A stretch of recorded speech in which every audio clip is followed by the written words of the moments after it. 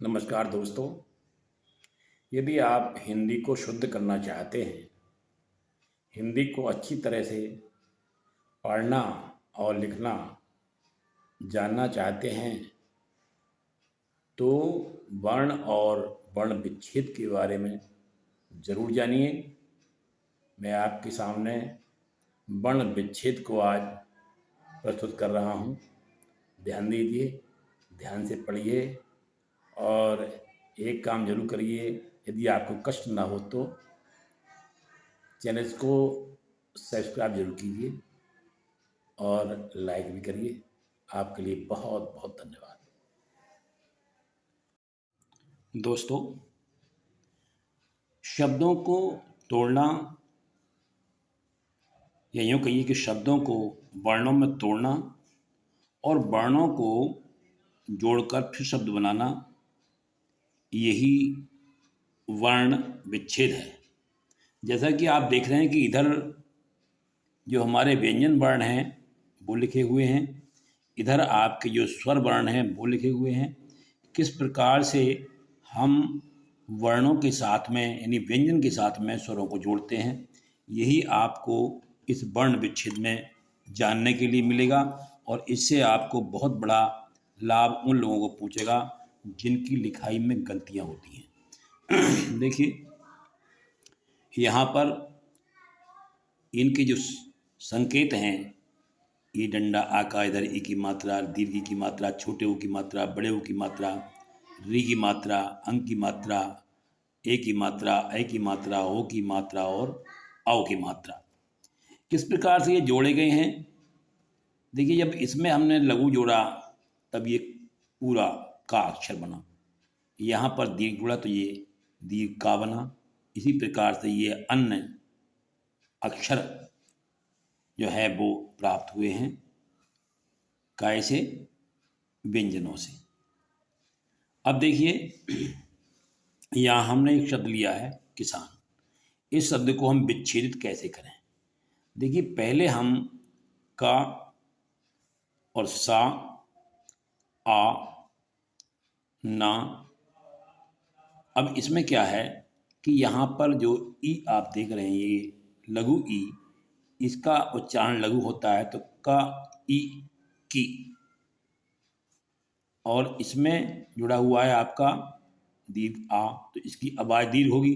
स, आ, सा, कि सा न, अ न, किसान, शब्द बना किसान। अब इसी प्रकार से आप देखेंगे एक ये अलग अलग वर्ण आपको दिख रहे हैं, ओ, न, म, उ, ल, अ, न, अ।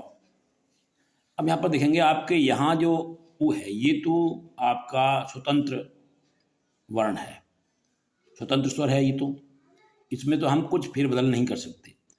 न, म, ये न जब पूर्ण होगा, अब यहाँ पर देखना ये कि इसके साथ में कोई स्वर जुड़ा हुआ नहीं है, तो ये ना इसी स्थिति में रहेगा। इसके बाद में म, अब यहाँ पर ये जो लाइन दिख रहे हैं आपकी लाइन गलत की हुई है ये म, और इसके साथ में दीर्घ ऊ सम्मिलित है, और दोनों को मिलाने पर ये ऊ की जो मात्रा प्रयोग हुई है, यहाँ से आप देखेंगे जो ऊ की मात्रा का संकेत ये है, ये यहाँ से आपको मिला, तो ये हो गया आपका मुंह। तो ये आधा ना यही रहेगा। उसके बाद में ला, और इसके साथ में जो स्वर लगाया हुआ है वो हुआ है लघु आ, तो ये आपका ला बनेगा। इसमें ये हलंत इसमें नहीं होगा, ये गलत है। देखिए, क्षमा करें गलती के लिए। अब देखिए आगे, यहाँ पर ये हलंत ना और लघु आ, इनको जोड़ा तो ये पूर्ण हो गया, ये अक्षर बन गया ना। इस प्रकार से हमने इन सबको जोड़ा तो उन्मूलन, आधा ना ये हो गया, मूलन, उन्मूलन शब्द हमें प्राप्त हो गया। इसी प्रकार से एक शब्द हम और लेते हैं, इसको जोड़िए, का, र, इसके साथ में आ, तो पूरा बना का। उसके साथ में रा जो है वो, इसके साथ में कोई वर्ण कोई स्वर नहीं है, तो ये यहाँ पर आधा ही रह जाएगा। यहाँ पर त के साथ में आ स्वर है तो ये पूर्ण ता बन जाएगा, ता सा अक्षर बनेगा। यहाँ पर ब के साथ में कोई स्वर नहीं है तो ये भी आधा ही रहेगा। यहाँ पर य के साथ में अ स्वर है तो ये यह अक्षर बना। इसके बाद में न और इसके साथ में ई का स्वर है तो ये नी बना। इसी प्रकार में ख, ये आधा है, आधा ही रहेगा, इसके साथ में कोई स्वर नहीं है। ठ, इसके साथ लघु आ है तो ये ठा अक्षर बन जाएगा। इसी प्रकार हम इनको सबको जोड़ते हैं तो ये कर्तव्यनिष्ठ बनता है। देखिए, इसी प्रकार से वर्णों को जोड़ करके शब्दों का निर्माण किया जाता है। अब देखेंगे आप, ये मैंने कुछ शब्द लिखे हैं और इनके विच्छेद साथ साथ में लिखे हुए हैं। पहला हमने लिया है अमृत। तो यहाँ जो री आप देख रहे हैं ये री है। इसको म के साथ में जोड़ा गया है, आ स्वतंत्र है तो ये अकेला ही रहेगा। म का जो साथ है वो री के साथ है तो री के साथ री की मात्रा लगा दी यहाँ पर। ता जो वर्ण है ये आ स्वर के साथ में है तो ये क्या हो जाएगा, अक्षर हो जाएगा ता। इस प्रकार ये बना अमृत, ये आप देख रहे हैं इधर। फिर इसके बाद में आता है गर्म। यहाँ पर जो ऊपर टिंगता है रा उसके लिए है ये, तो इसमें गर्म ग ये पूरा है, र ये उसका उच्चारण होता है आधा तो ये रा हलंत है। इसके बाद में ये जो है म और आ, म हलंत है, आ इसका साथ दे रहा है तो ये बनेगा म अक्षर। इस प्रकार ये इस तरह से गर्म, गर्म, ये इस तरह लिखा जाएगा।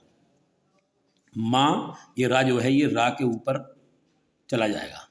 अब ये सच्चाई इसी प्रकार से जो आप देख रहे हैं कि जो भी व्यंजन आपको ऐसा दिखाई दे रहा है कि जिसके साथ में कोई स्वर नहीं है वो व्यंजन उसी अवस्था में रहता है।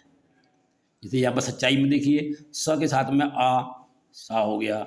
इसके बाद में ये जो चा है इसके साथ में कोई भी स्वर नहीं है तो ये आधा ही रह गया। इस चा के साथ में आ स्वर है तो ये चा हो गया।